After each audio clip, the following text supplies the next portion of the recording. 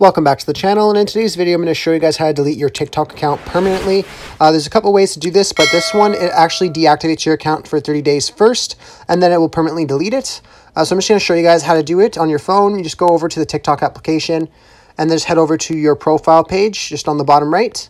And then all you have to do is go to the top right and click on the three dots. And then under account, you want to go to manage my account, click on that. And at the very bottom, you'll see it says delete account. So you want to go ahead and click on delete account. And then she's going to tell you that it has to send you an SMS code. So just send the code to the account that you, or the phone number that you have on your account. And then all I have to do is just add the code and then click on continue. And then here it just lets you know that you won't be able to sign into TikTok anymore. You'll lose access to any videos you have. Won't be able to get any refunds.